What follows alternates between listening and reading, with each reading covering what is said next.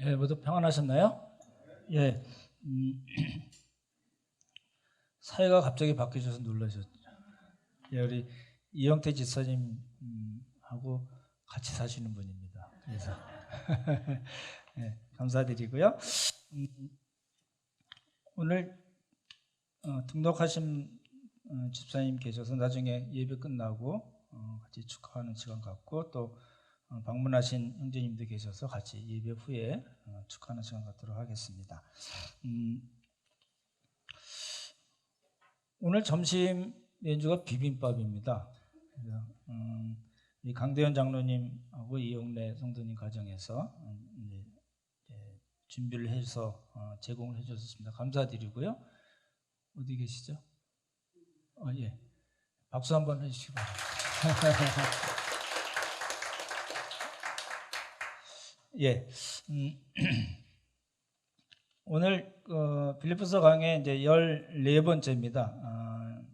3장 1절부터 6절까지 도대체 할례에게 무엇이길래 왜 이렇게 길게 하나 생각하실 수도 있을 텐데 오늘 말씀드리고 다음 주에 그 할례의 영적 의미에 대해서 이제 말씀드리고 할례 부분은 이제 마칠 겁니다. 할례 부분 마치고 안식일 하고 주일 성수에 대해서 한 번씩 말씀드리고 로마서 7장을 두 번에 걸쳐서 말씀을 드리려고 합니다. 다 이 할례로 대표되는 율법과 관계되고 육체적인 조건과 관계돼서 조금 길게 보도록 하겠습니다.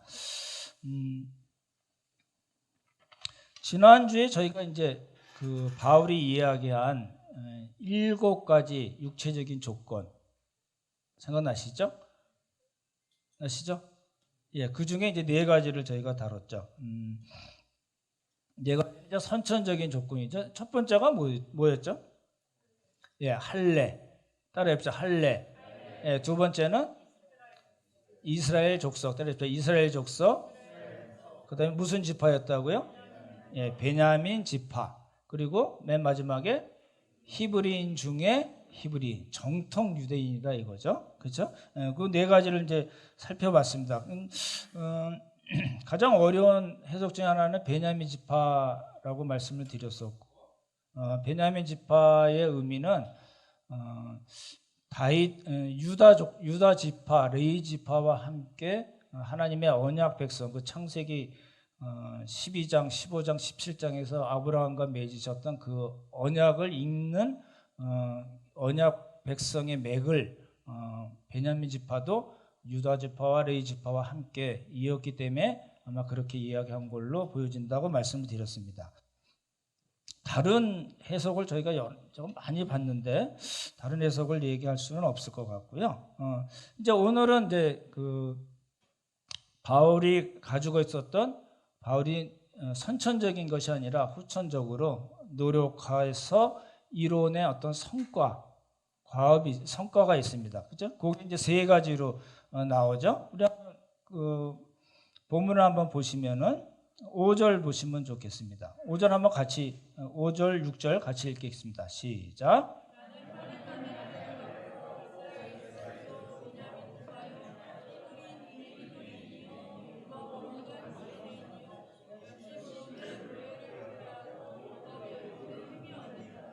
예, 5절 맨 끝에 보시면 뭐라고? 첫 번째 율법으로는 뭐라고요?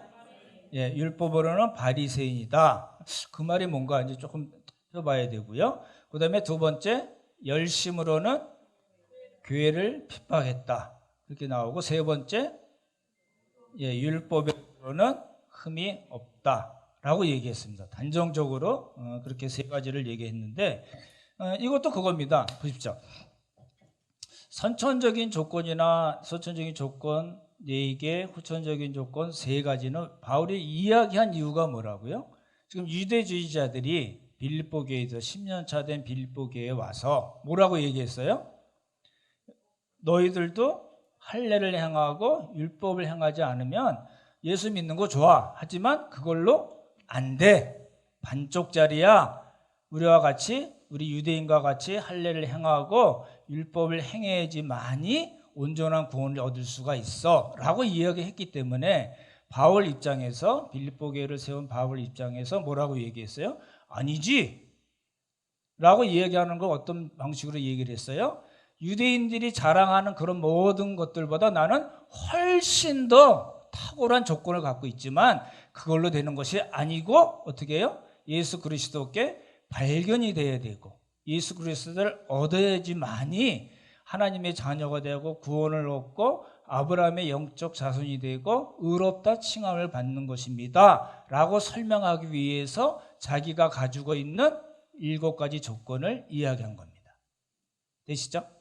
예, 그러니까 왜 그렇게 진행이 되는가를 보시면 좋을 것 같습니다. 이제 첫 번째 율법으로는 바리새인이요. 이게 들으시면 이게 왜 바울이 이렇게 나는 율법적으로는 바리새인이냐 이렇게 얘기한 게 확 잘 안 들어올 수가 있거든요. 어떤 의미로 그렇게 이야기했는가? 근데 먼저 결론을 말씀을 드리면 나는 바리새인 즉 바울이 그렇게 얘기하는 겁니다. 지금 유대주자인데 우린 바리새인이야, 바리새파야. 이제 설명을 드릴 텐데 바리새파라고 막 자랑을 하니까 바울 입장에서 뭐라고 얘기하냐면 여러분 쟤네들이 이제 그렇게 얘기하는 거죠. 빌립보 교회 얘기하니까 쟤네들이 바리새인이라고 자랑하잖아. 아니야, 나는 만약에 그걸로 구원 얻을 수 있다면 나는 바리새인 중에 0.0001%에 해당하는 최고의 바리새인이야 라는 걸 그렇게 표현한 겁니다. 그걸 뭐라고 표현했어요? 율법으로는 바리새인이요 라고 표현합니다. 보내드린 거 공부하셨으리라고 생각하고 유대교에 4개의 종파가 있다고 말씀드렸죠. 첫 번째 뭐죠? 사두개파, 그리고 바리새파, 그리고 에세네파, 그리고 이런 교회가 없습니다. 열심히 공부하신 거 감사드리고요. 이제 4개의 파를 좀 보려고 합니다. 이게 왜 이렇게 길게 볼래나 그 이유를 알려면은 이제 바울이 왜 자기를 나는 최고의 바리새파야, 난 최고의 바리새인이야라고 이야기한 것을 알려면은 이제 기본 배경을 저희가 봐야 되기 때문에 이제 살펴보려는데요. 첫 번째는 열심당입니다. 따라해 보세요. 열심당. 뭐의 열심이죠? 예. 이게 이제 열심당도 그 바리새파에 해당되는 겁니다. 사두개파 빼고 4개 중에 사두개파 빼고는 다 바리새파에 해당되는데요. 열심당은 이제 그 다른 말로 젤로파 또는 셀로파 또 열혈당 이렇게 얘기합니다. 이 사람들 왜 그렇게 얘기하냐면 이제 나머지 3개보다는 훨씬 더 늦게 나온 거거든요. 그러니까 주 6년 정도에 이렇게 등장한 걸로 보여지는데요. 가장 늦게 등장을 한 거죠. 바리새파에 해당되는데 바리새파하고 이 열심당하고 다른 게 뭐냐면은 신학적으로는 비슷한데 바리새파는 나는 율법이야, 율법을 공부할 거야라고 간 거고 열심당은 그걸 가지고 되겠어? 그래서 뭘 사용해요? 무력을 사용한 겁니다. 그렇죠? 성경에 열심당이 누가 나오죠? 예수님의 제자 누구요? 시몬이라는 사람이 열심당에 해당됩니다. 사도행전이나 누가복음에 보시면 셀롯인 시몬 또 셀롯이라 하는 시몬, 그러니까 열심당 시몬이라는 겁니다. 그렇죠? 그러니까 나오고 어떤 분이 여쭤보셨는데 예수님 대신에 풀려난 강도가 누구죠? 바라바. 그 사람도 아마 열심당으로 보이지 않나 싶거든요. 많이들 그렇게 해석을 하는데 이 사람들은 뭘 갖고 다니냐면 칼 갖고 다녔습니다. 근데 긴 칼을 갖고 다니지 않고 사람 죽이기 좋게 뭐예요?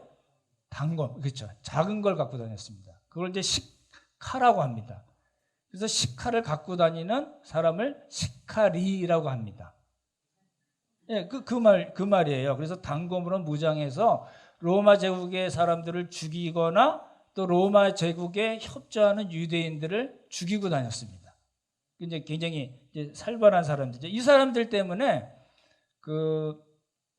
주 60년 예루살렘이 함락이 되고 예루살렘 성전이 다 망가진 게 주 70년이거든요.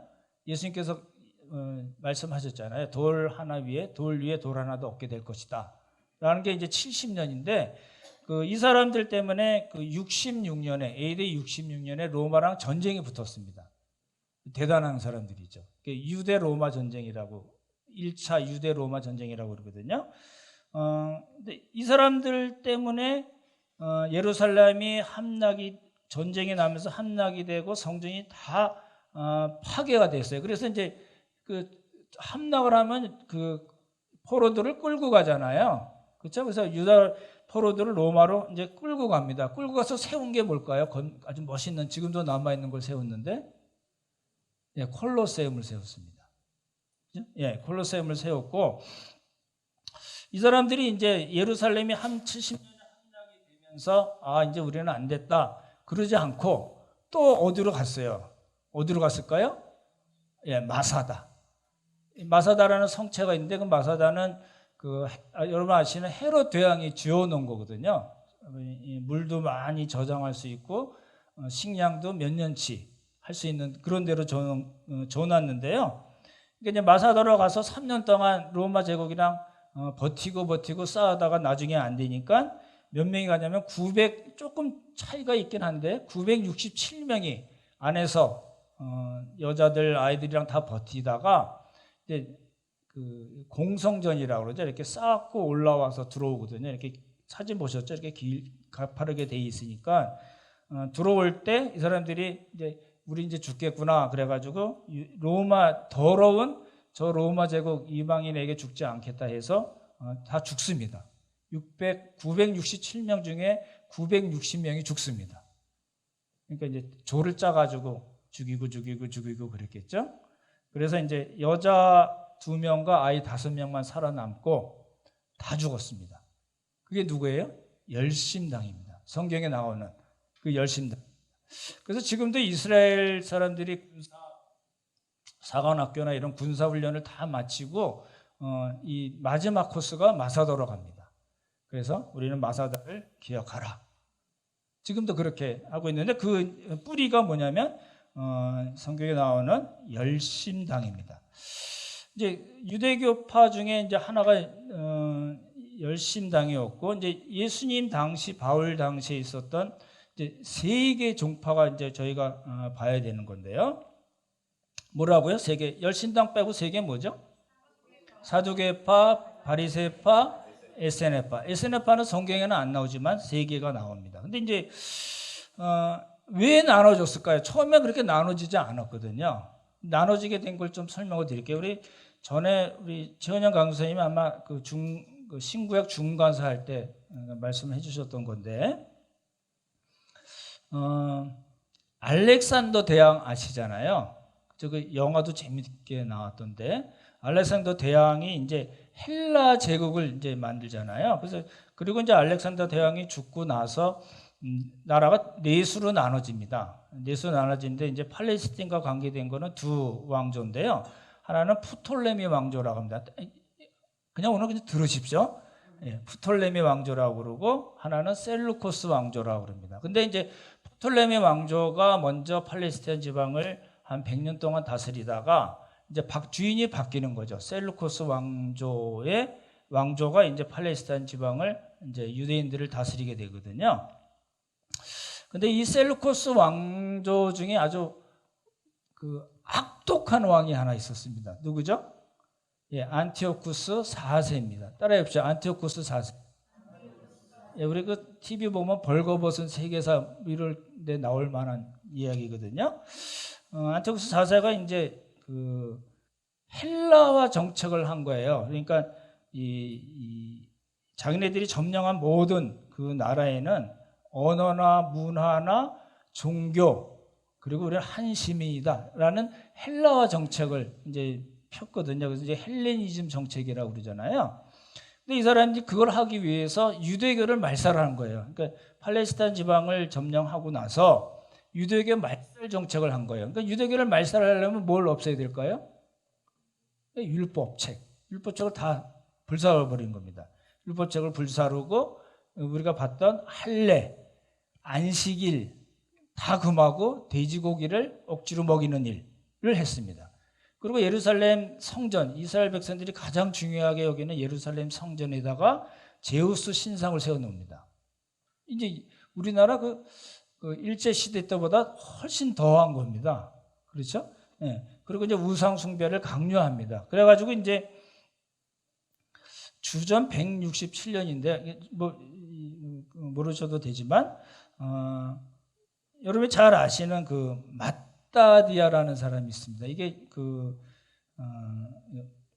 마카비 아시죠? 지금 마카비 전쟁을 설명드리려는 겁니다. 모데인이라는 곳에 이제 이 마따디아라는 제사장하고 아들들이 있었는데 이 헬라 사람들이 와서 이제 우상을 숭배하게 하고 돼지고기 먹이고 막 이런 일이 났어요. 그러니까 이 마따디아라는 제사장이 열받아서 죽여버립니다. 죽여버리고 이제 전쟁을 일으키는데 이제 아들이 5인데요. 그 아들 중에 이제 그 셋째 아들이 싸움을 잘하는 게릴라전에 능한 아들이 있었거든요. 그래서 유다입니다. 근데 이제 그냥 유다라고 안 하고 유다 마카비라고 그럽니다. 마카비라는 거는 이제 망치라는 뜻입니다. 그래서 게릴라전으로 해서 전쟁 자체도 이제 마카비 전쟁 이렇게 얘기하거든요. 이래서 이제 이 사람들이 일어나니까 많은 사람들이 같이 모여서 싸워서 3년 후에 예루살렘 성전을 탈환합니다. 예루살렘 성전을 탈환하고 깨끗하게 정리하고 그리고 하나님께 제사드립니다. 그게 무슨 절기인가요? 예, 그게 이제 요한복음에 나오는 수전절입니다. 그렇죠? 예, 수전절에 요한복음 10장인가요? 예, 수전절이 나오거든요. 이 수전절이 지금도 이스라엘 사람들에게 굉장히 중요한 그런 절기입니다. 그래서 하누카라고 그래가지고요. 미국 대통령이 같이 그 하누카 행사에도 참여하고 뭐 그런 일들이 지금도 하거든요. 그런 이제 마따디아 그리고 마카비, 유다 마카비 셋째 아들 그리고 막내가 하나 있었는데 이제 이 친구 때문에 문제가 생긴 겁니다. 이제 마카비가 죽고 요나단이라는 막내가 이제 총독이 됐죠. 지금 좀 왕의 개념이고요. 근데 이 친구가 대제사장을 같이 이제 장악을 한 겁니다. 이게 문제가 생긴 거예요. 왜 문제가 생겼을까요? 이 마따디아 가문은 아론 계열의 그 대제사장 가문이 아닙니다. 사독 계열이라고 그러거든요. 솔로몬 시대부터 따지면은 그 사독 계열이 아니라 일반 제사장이에요. 제사장이긴 한데 사독 계열이 아니어서 대제사장을 할 수가 없습니다. 근데 이제 왕을 하면서도 대제사장을 이제 장악을 한 겁니다. 그러니까 이제 이래서 문제가 생긴 거예요. 그러니까 요나단이라는 친구가 그 대제사장을 겸직하면서 이제 유대교가 나눠진 겁니다. 그럼 보십시오. 우리가 지금 보는 다시 따라해 보실래요? 사두개파, 바리새파, 에셈파. 예, 에셈파 또는 에세네파라고 그러잖아요. 이제 사두개파는 뭐 인생 뭐 있나 잘 먹고 잘 살면 되지 이런 주의입니다. 무슨 이야기냐면 요나단이 대제사장이 된 것에 대해서 찬성한 거예요. 오케이. 근데 이 사두개파는 어떤 사람들이었냐면 예루살렘 성전을 중심으로 한 종교 귀족들입니다. 그러니까 숫자가 그렇게 아주 많은 건 아니었어요. 그죠? 그러니까 이 사람들이 현실이 중요한 사람들이에요.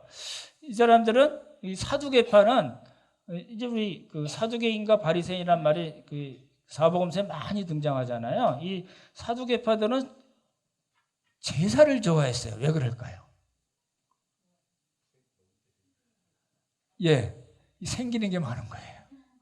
정말이에요. 왜냐하면 종교 귀족이잖아요. 예루살렘 성전을 중심으로 한 종교 귀족이니까 모세 오경에 나와 있는 절기와 제사에 대한 거를 많이 강조했던 사람들이에요. 그러니까 모세 오경만 인정을 하고 나머지 성경은 인정하지도 않았어요. 이단들의 특징 중에 하나가 빼는 거잖아요. 빼거나 더하는 건데 이 사람들은 빼는 거였어요. 근데 돈을 잘 보고 잘 먹고 잘 살다가 아까 말씀드린 열심당원을 중심으로 해서 로마 전쟁이 일어나잖아요. 그래서 70년에 예루살렘이 함락이 되고 예루살렘 성전이 다 파괴가 되어버리잖아요. 잘 보십시오. 성전을 중심으로 한 사두개파였는데 로마에 의해서 성전이 다 없어져 버렸어요. 그 사람들은 뭐 먹고 살까요? 먹고 살 게 없는 거예요. 그래서 그냥 뿔뿔이 흩어져 버린 거예요. 그게 이제 성경에 여러분 자주 나오는 이제 사두개파의 이야기입니다.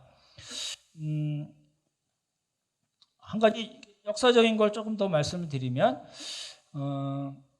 예루살렘 성전을 이제 그 3년 동안 굉장히 견고한 성이었기 때문에 3년 정도 버텼는데, 그때 로마에서 로마 황제가 네로였거든요. 5번째 네로였는데, 네로가 보낸 그 장군 이름이 있습니다. 오늘 정말 벌거벗은 설교사 같아서 따라해보자. 베스파니아누스. 베스파니아누스. 예, 그 베스파니우스라는 사람 장군이 파견이 되고 오면서 자기 아들을 같이 데리고 옵니다. 티투스라고 합니다. 디도 장군이라고 그러죠. 티투스라고 그러거든요. 와서 싸울 때 그 네로가 이제 죽잖아요. 네로가 죽고 황제가 3명이 바뀝니다. 뭐 복잡한 짧은 시간 한 1, 2년 기간 동안 복잡한 일들이 있어서 3명이 바뀌고 나중에 이 예루살렘에 왔던 베스파니아누스가 황제가 돼서 이제 로마로 갑니다. 그래서 이제 이 예루살렘을 함락하고 예루살렘 성전을 이렇게 파괴한 거는 베스파니아누스에 같이 따라온 아들 티투스가 이제 그 일을 담당하는 겁니다. 나중에 베스파니우스도 황제가 되고, 그리고 이 왔던 티투스도 이제 나중에 황제가 되거든요. 그렇죠? 여러분 전 로마 안 가봤지만 가보신 분 계시잖아요. 가면은 그 콜로세움 말고 또 뭐가 하나 있죠? 개선문이 있겠죠. 예, 그 개선문이 티투스 장군의 업적을 기려서 그 티투스 장군의 동생입니다. 이름이 뭐죠? 까먹었는데요. 베스파니우스, 티투스, 그리고 도미티아누스 그거 같으네요. 나중에 찾아보십시오. 그래서 이제 개선문을 도미티아누스 맞습니다. 그래서 개선문을 만들고, 이런 개선문 보면은 이제 그 성전 안에 있던 그 촛대 모양도 나오고 유대인들이 끌려가는 장면들이 부조라고 그러죠. 거기 돌에 다 새겨져 있거든요. 이제 그런 배경이 있는 거고, 이제 그때 이제 망한 게 이제 사두개파라는 이야기고, 그다음에 이제 에세네파 또는 에센파라고 하잖아요. 이 사람들이 어디에 살았다고요? 제가 보내드렸죠. 지도 어디죠? 예, 쿰란. 그렇죠? 예, 광야 같은 데로 이제 간 겁니다. 왜 갔을까요? 이 요나단이 그 마따디아의 그 막내 아들 요나단이 대제사장을 겸하는 바람에 난 저걸 못 봐라는 겁니다. 뭐 이런들 어따리 저런들 어따리라 해서 붙어서 먹고 산 사람들은 사두개파고, 나는 저걸 못 봐라고 해서 우리 그 의회 교사라고 그러거든요. 아마 그 당시 대제사장으로 보이는데, 그 사람을 중심으로 해서 쿰란에 가서 공동체 생활을 합니다. 굉장히 금욕적인 생활을 하고 수도원적인 생활을 한 사람들입니다. 육체 노동을 굉장히 중요시 여기고 결혼을 안 하고 결혼 대신에 입양을 해 나와서 대를 이어가는 방식을 썼고, 재산을 공유하고, 그리고 엄격한 수도원 생활을 하고, 그리고 3년이 지나야지만이 정회원으로 들어올 수 있게 하는 그런 이제 쿰란 공동체를 만든 사람들이 뭐라고요? 예, SNF입니다. 이 사람들이 그 아주 중요한 일을 하나 했어요. 뭘까요? 그렇죠. 율법을 연구한 거예요. 이 사람들도 아까 말씀드렸던 대로 바리새파 계열이거든요. 그러니까 율법을 열심히 연구해서 사본을 많이 썼습니다. 그래서 발견된 게 뭐냐면 사회사본입니다. 사회사본은 굉장히 중요한 사본이거든요. 그래서 제가 얼마에 팔리고 뭐 이런 것까지 다 보내드렸었잖아요. 근데 이 사람들도 로마가 오면서 68년에 금방 망해버립니다. 아무 대책이 없이 살았기 때문에 쉽게 이제 제일 먼저 멸망을 한 거죠. 그리고 이제 보십시오. 열심당 그랬고, 사두개파, SNF파, 그다음에 또 하나 오늘 보려는 게 뭐예요? 예, 바리새파입니다. 이제 본론으로 들어온 겁니다. 사도행전 23장을 한번 보시기 바랍니다.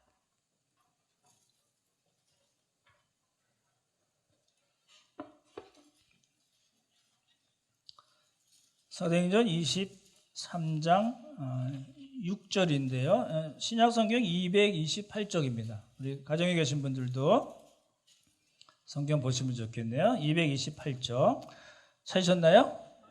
예, 같이 한번 읽어보겠습니다. 시작. 바리 그 중에 일부는 사두개인이요 다른 일부는 바리새인인 줄 알고 공회에서 외쳐 이르되 여러분 형제들아 나는 바리새인이요 또 바리새인의 아들이라 죽은 자의 소망 곧 부활로 말미암아 내가 신문을 받노라. 이게요 바울이 3차 전쟁을 마치고 예루살렘에서 잡혀가지고 거의 죽다시피 하거든요.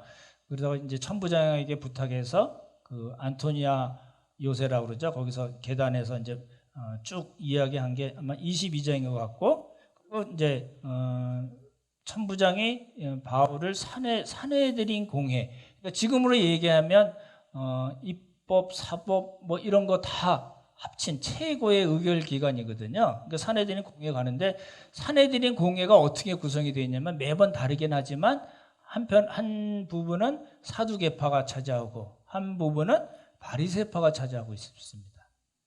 바울이 그걸 알잖아요. 너무 잘 아니까 가서 이제 쌈을 붙이려는 겁니다. 진짜로 그런 거예요. 거기서 그렇게 나오잖아요. 바울이 그 중에 일부는 사두개인이요 다른 일부는 바리새인인 줄 알고 일부러 공회에서 뭐라고 얘기했어요? 나는 바리새인입니다. 내 아버지도 바리새인입니다. 우리 바리새인들은 부활을 믿습니다. 그래서 내가 잡혀서 이렇게 여러분에게 신문을 받습니다 라고 얘기한 겁니다. 그러나 그 중에 바리새파들은 뭐예요? 저 괜찮은 애인데 왜 잡혀왔어? 이렇게 생각할 거 아니에요? 부활이 없다고 강조하는 그 현세주의적인 귀족, 종교 귀족 생활을 했던 사두개파는 저건 뭐야? 이렇게 얘기된 거예요. 그래서 둘이 사두개파하고 바리새파하고 싸움이 난 겁니다. 그래서 바울이 이제 다시 나오게 되죠. 근데 이제 이 바리새파의 가장 큰 특징이 뭐죠? 여러분, 바리새파가 뭘 가장 중요시 여기죠? 예, 율법입니다. 바리새파 하면 딴 거 없습니다. 율법이라고 합니다. 근데 이제 잘 아시는 대로 포로 교환이 돼서 예루살렘 성전도 짓고 성벽도 짓고 그래서 이 사람들이 정말 말씀대로 잘 살았으면 좋을 텐데 그렇지 않았어요. 그렇지 않았기 때문에 그런 가운데서도 나는 하나님의 말씀대로 살 거야 라고 한 사람들을 하시딤이라고 합니다. 하시딤이라고 얘기하는데 그 사람들이 아까 말씀드렸던 그 마카비 전쟁에도 참여하고 그랬었던 사람들이거든요. 근데 이 하시딤의 그 율법을 정말 중요시 여기는 그 신학 전통을 그대로 이어받은 사람들이 바리새파입니다. 그렇죠? 예. 바리새파들은 뭘 했냐면은 성경을 먼저 씁니다. 성경 쓰는 사람을 뭐라고 그러죠? 서기관이요. 다른 말로는 율법학자입니다. 많은 사람들이 아니고요. 바리새파가 당시 한 6천 명 정도 있었다고 그러는데 몇 사람은 안 됐을 겁니다. 그 사람들이 성경을 필사합니다. 그리고 나머지 사람들 같이 서기관들, 율법학자들 같은 이야기인데 그 사람들 중심으로 많은 사람들이 뭘 했어요? 율법을 필사하고 연구하고 해석하고 가르치는 일을 했습니다. 어디서 가르쳤을까요? 예, 지금은 이게 없어졌으니까 회당에서 가르쳤겠죠. 그렇죠? 근데 이제 바리새파는 어떤 문제가 있나요? 보십시오. 아까 사두개파는 현세주의적이기 때문에 영도 없고 부활도 없고 천사 뭐 이런 거 없어. 인생 뭐 있어? 그냥 잘 먹고 잘 살다 가면 되는 거지. 이렇게 얘기한 사람들이고, 그렇죠? 이 바리새파들은 뭐라고 얘기했어요? 아니지. 부활도 있고 천사도 있고 영도 있어. 다 있는 거지. 이렇게 얘기했잖아요. 그러니까 이 사람들은 율법을 너무너무 중요시 여기고 율법 말씀대로 살라고 그랬는데 문제가 생겼어요. 사두개파는 율법에서 뺀 거예요. 자기들의 필요 없는 부분은 뺀 거예요. 하나님이 사랑하시는 거는 이 상한 심령 뭐 이런 거 싫어해요. 그거 다 빼버린 거예요. 그래서 모세오경을 믿는 거거든요. 그 대신에 이 바리새파들은 어떻게 했어요? 모세오경 보면 모세와 선지자들을 다 믿어요. 다 믿는데 이 사람들의 잘못은 뭐예요? 플러스를 한 거예요. 이단들의 가장 큰 특징이 빼고 더하는 거잖아요. 그렇죠? 예, 플러스를 했어요. 더하기를 해버렸어요. 바리새파가 율법에 뭘 플러스했을까요?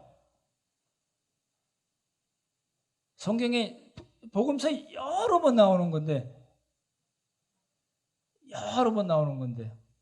장로들의 유전입니다. 장로들의 전통 이로 표현되어 있습니다. 장로들의 유전, 장로들의 전통. 그렇죠? 그러니까 모세 율법은 성문 율법입니다.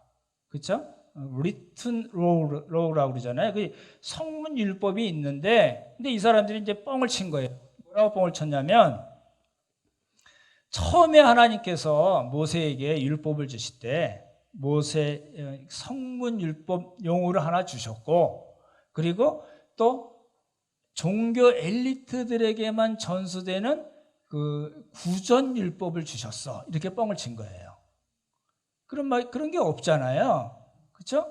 이제 그래서 이제 이 그 구전 율법 또는 구전 토라라고 그러죠. 이거는 그 복음서에 나온 대로 장로들의 유전, 장로들의 전통입니다. 예, 이제 다 거기서 나온 거거든요.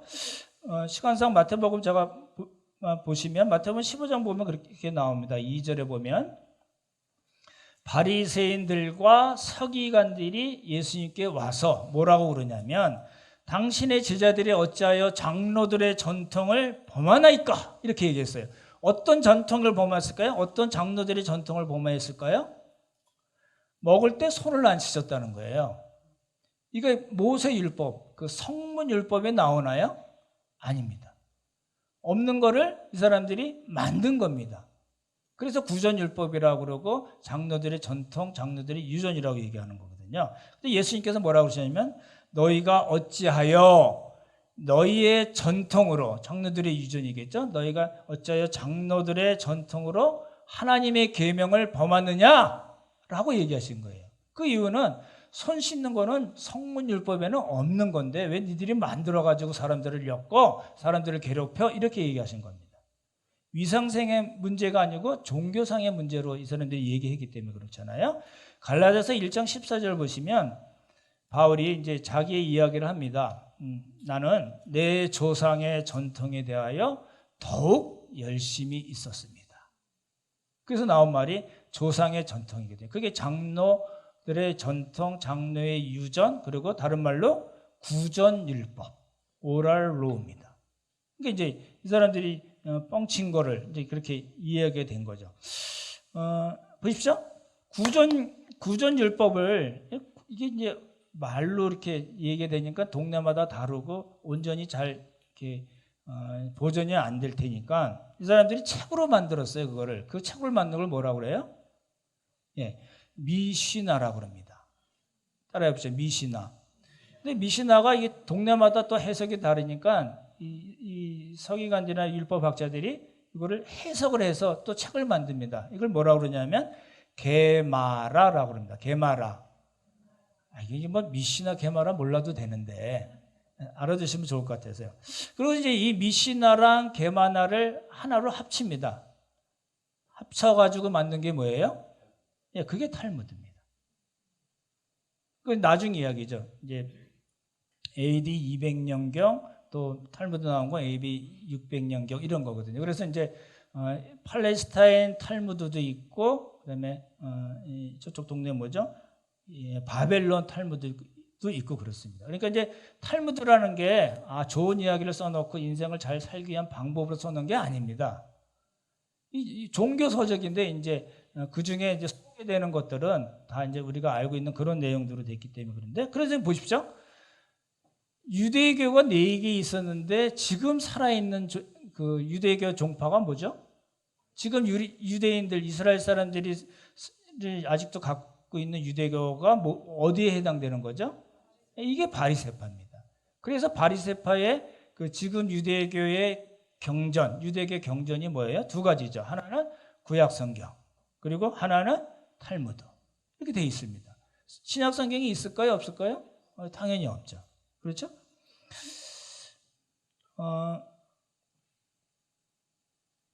하나 더 시간이 좀 그렇긴 하지만 하나 더 설명을 드리면 제가 지난번에 벤허가 허의 아들이라고 얘기하면서 한 사람 이야기한 사람이 있죠. 요하난 벤 자카이라는 사람입니다. 이 요하난 벤 자카이, 자카이의 아들 요하난이 어떤 일을 했냐면 이 사람 때문에 지금의 이제 이스라엘 유대교가 유지가 된 겁니다. 왜냐하면 아까 말씀드렸던 베스파니아누스 그 장군이죠. 그 당시는 장군이 예루살렘을 포위하고 있을 때 이 요하난이라는 사람이 딱 알아본 거예요. 우리 이제 다 망하겠네. 이스라엘 다 함락이 되고 이스라엘 성전 다 없겠네. 그럼 우리는 어떡하지? 우리 유대교는 어떡하지? 이렇게 고민을 한 거예요. 그래서 이 사람이 죽은 척하고 당신 못 나가게 했는데 관에 들어가서 죽은 척하고 베스파니아누스 그때 장군이죠. 베스파니아누스 장군을 만나자마자 당신 로마 황제가 될 겁니다. 이렇게 예언을 합니다. 그러니까 이제 기분이 좋았겠죠. 이제 그 틈을 타가지고 요한이 뭐라고 얘기하냐면 딴 거는 요구하지 않는데 딱 하나 랍비 학교만은 우리에게 허락을 해주고 이스라엘을 다 함락할 때 그 랍비 학교는 무너뜨리지 말아 주십시오라고 요구를 합니다. 그러니까 이제 베스파니아누스가 그거를 이제 받아들이고 아들 티투스에게도 얘기했겠죠. 그래서 이제 유대교는 성전이 없으면 원래 아무것도 아니거든요. 근데 성전이 없는 율법만의 유대교를 만든 겁니다. 그게 지금까지 내려온 거예요. 그렇죠? 근데 이제 문제는 뭐예요? 플러스를 자꾸 한 거예요. 플러스를 해가지고 안식에 향하지 못할 것이 몇 가지인지 아시나요?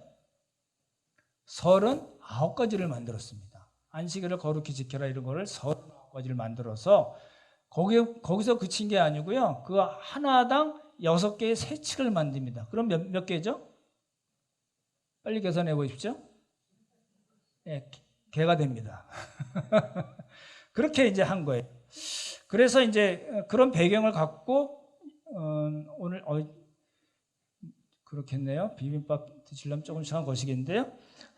그런 역사적인 배경을 갖고 이제 오늘 보는 겁니다. 바울이 뭐라고 그랬냐면 3가지를 얘기했는데 첫 번째, 나는 율법으로는 바리새인입니다라고 얘기한 거예요.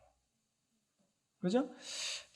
이걸 보면은 아까도 이제 제가 시간상 구절은 넘어갈게요. 갈라디아서 1장 13절 14절에 보면은 뭐라고 얘기하면 내가 내 동족 중 영갑자보다 유대교를 지나치게 믿어 내 조상의 전통에 대하여 더욱 열심히 있었습니다. 이 얘기가 뭐냐면 영갑자라는 거는 동년배입니다. 바알과 함께 가말리엘에게서 배웠던 그런 동년배들보다 내가 그들보다 실력이 훨씬 더 뛰어났어 라는 이야기입니다. 바울이 그렇게 얘기하거든요. 조상의 전통에 대해서 난 너무너무 열심히 했어. 극도로 열정적이었어 라고 표현이 되어 있습니다. 바울은 그런 사람이에요. 그 정도로 율법에 대해서 열심히 있고 율법을 완전히 깨뜨려보는 그런 0.001% 바리새인이야 라고 이야기한 겁니다. 그러면 이 말을 들은 그 유대주의자들은 어떻게 반응할 거예요? 온매기죽하죠. 껌뻑 죽는 겁니다. 그런 사람들이 없거든요. 당시 바울을 뛰어넘는 그런 바리새인이 있기가 너무너무 힘든 그런 때였잖아요. 그렇죠? 그게 이제 첫 번째 이야기고, 두 번째는 보십시오. 율법으로는 뭐라고요? 바리새인이고 열심으로는 교회를 핍박했어. 왜 열심으로는 교회를 pit박했을까요? 예수 믿는 사람들이 저것들이 말도 안 되는 짓을 하고 있는 거예요. 모세를 통해서 주신 그 모세 율법에 보면 메시아가 왔다고 그러고 그 메시아가 말도 안 되게 십자가에서 나무에서 못 박혀 죽고 또 부활했고 이런 것들이 철저한 바리새인인 바울의 입장에서는 말도 안 되는 소리라는 거예요. 그러니까 어떻게 해요? 박해하는 거죠. 보십시오. 질문 드릴게요. 바울이 사람을 죽였을까요? 안 죽였을까요?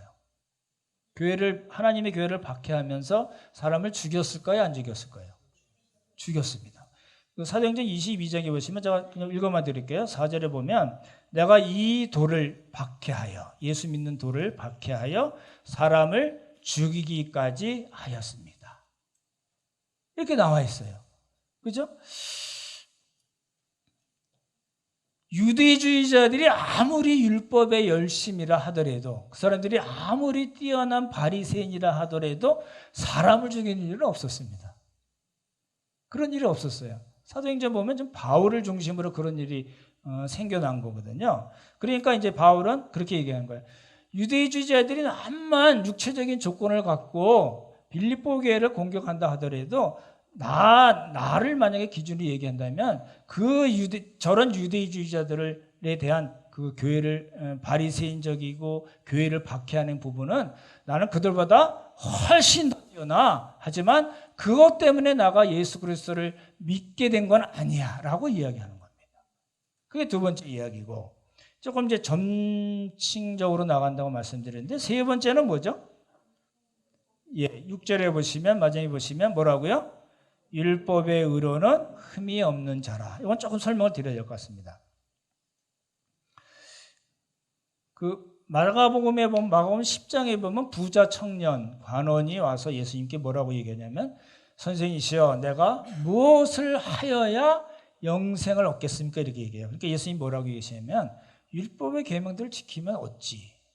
이렇게 얘기했어요. 그랬더니 이 청년이 환하게 웃으면서 뭐라고 얘기했어요? 선생님, 예수님이 그렇게 얘기하신 거예요. 살인, 간음, 도적질, 거짓 증거, 남의 물건 속여서 뺏거나 그런 거 하지 말고 부모를 공경해. 그러면 영생을 얻을 거야. 이렇게 얘기했으니까 이제 싹 웃으면서 뭐라고 그랬어요? 선생님, 내가 이거는 어려서부터 다 지켰나이다. 다 지켰을까요? 지켰어요. 안 그러면 예수님이 다 하실 테니까 그 다음 이야기가 이어지지 않을 거 아니에요. 그렇죠? 네. 지금 바울이 그런 식이에요. 나 율법의 의로는 흠이 없는 사람이에요. 이게 너무 어려운 이야기입니다. 사도행전 15장에 보면 그 베드로가 솔직하게 이야기합니다. 그 유대주의자들이 안디옥 교회에 가서 너희들이 구원을 얻으려면 예수님 믿는 거 오케이, 믿어야지. 그렇지만 할례를 행하고 율법을 행하지 않으면 안 돼 라고 해서 예루살렘 공회, 사도행전 15장에 예루살렘 공회가 이루어졌다고 말씀드렸잖아요. 그 자리에서 베드로가 뭐라고 얘기하냐면, 고넬료 사건을 10장에서 겪었고 15장에서 베드로가 뭐라고 얘기하냐면, 여러분도 알다시피 우리 조상이나 우리들이 그렇게 너무너무 힘들어서 맬 수 없는 그 멍에를 왜 이방 사람들에게 매라고 하느냐. 이게 무슨 말이죠? 지금 율법에서 이야기한 율법의 명령들을 다 지킬 수 있다는 얘기인가요? 못 지킨다는 얘기인가요? 못 지킨다는데, 못 지키면서 왜 이방인들에게 하라고 하느냐? 지금 베드로의 이야기는 그거잖아요. 그래서 은혜로만 구원을 얻는다라고 베드로가 얘기를 한 겁니다. 그렇죠? 근데 지금 바울은 뭐라고 그래요? 나 그거 다 지켰어. 부자 청년과 같이 다 지켰고, 어려서부터 다 지켰고, 바울도 나 다 지켰습니다. 이렇게 얘기하는 겁니다. 지금 부자 청년이 이야기한 거 외에 바울이 얘기한 거 뭐예요? 제사, 절기, 월삭, 안식일, 11조 꼬박꼬박 다 있습니다. 눈에 보이는 각연적인 그런 율법의 명령들은 내가 다 지켰습니다. 하지만 안 되는 게 있어요 라는 것을 빼고 이야기한 겁니다. 바울이 안 되는 게 뭐가 있었을까요? 지금 바울이 이렇게 얘기하면, 나는 율법의 흠으로 외적인 말을 붙여야 됩니다. 외적인 율법의 의로는 나는 흠이 없다고 얘기한 말을 들은 유대주의자들은 아무 소리 할 게 없게 된 겁니다. 그죠? 지금 바울이 이렇게 그런 방식으로 공격을 한 거거든요. 그렇다면 바울에게 있어서 지키지 못했던 율법은 뭘까요? 나중에 이제 바울의 회심에 대해서 말씀을 또 드릴 텐데, 예수님이 그렇게 얘기하셨어요. 사도행전 26장에 보면 바울이 아그리빠 왕에게 이야기를 하는 장면이 나옵니다. 꼭 읽어보십시오. 26장. 뭐라고 얘기하냐면, 그렇게 얘기하면서 자기의 회심 장면을 얘기할 때 예수님이 바울에게 뭐라고 얘기했는가를 이야기해요. 뭐라고 얘기했냐면, 사울아 사울아 내가 어찌하여 나를 박해하느냐. 이게 사도행전 9장에도 나오는, 첫 번째 나오는 거랑 같거든요. 그리고 예수님이 덧붙인 말씀이 뭐냐면, 잘 들어보십시오. 내가 가시채를 뒷발질하기가 고생이구나. 예수님이 이렇게 얘기하셨어요. 무슨 말일까요? 이 가시채라는 거는 소를 몰거나 할 때 이렇게 그 막대기에다가 그 쇠 같은 거 달아가지고 이렇게 찌르는 거거든요. 그러니까 잘못 가면 콱콱 찔르니까 제대로 가면 되는데 얘가 밀어나니까 어떻게 해요? 자꾸만 뒷발질을 자꾸 하는 거예요. 자꾸 뒷발질하면 거기 찔리고 그러니까 어떻게 해요? 자기만 괴로워지는 거잖아요. 바울이 그랬다는 거예요. 보십시오. 바울은 율법적으로 아무런 흠이 없었어요. 외적으로는 다 지켰어요. 자신 있게 얘기하는 거예요. 그거 안 지키는 사람들 죽이러 다닌 거잖아요. 근데 바울의 마음속에는 뭐가 있었어요? 이거 안 되는데. 이거 안 되는데. 왜 그러지? 이게 있었다는 거예요. 스데반의 죽음이, 스데반의 순교가 바울에게 준 임팩트가 있습니다. 저 사람은 도대체 무엇이길래 돌에 맞아 죽으면서도 하늘을 우러러 하늘문이 열렸다라고 예수님을 봤다고 그러고 그런 이야기를 하는가? 그게 이제 바울에게 있어서 가시체였을 수도 있고, 바울이 율법의 외적인 것을 다 행하면서도 그 율법에서 이야기하는 가장 핵심적인 것을 지키지 못했을 때 그런 괴로움을 그렇게 예수님이 표현하신 겁니다. 바울이 율법에서 지키지 못한 게 뭐예요? 하나님을 사랑하고 이웃을 사랑하는 거. 사람을 죽였잖아요. 어찌됐든 간에 잘못된 생각으로 죽였잖아요. 그걸 놓친 거라는 거죠. 그래서 마음과 뜻과 힘과 목숨을 다하여 주 너희 하나님을 사랑하라. 이거를 바울이 못 지킨 겁니다. 그렇지만 오늘 이제 유대주의자들의 공격에 대해서 유대주의자들의 율법적인 조건, 육체적인 조건을 이야기했기 때문에 바울이 네 가지 조건, 세 가지 조건을 이야기하면서 마지막에 나는 율법의 의로는 흠이 없는 자입니다. 라고 이야기한 겁니다. 오늘 말씀을 이제 정리하고 우리에게 주신 메시지가 뭔가를 보겠습니다.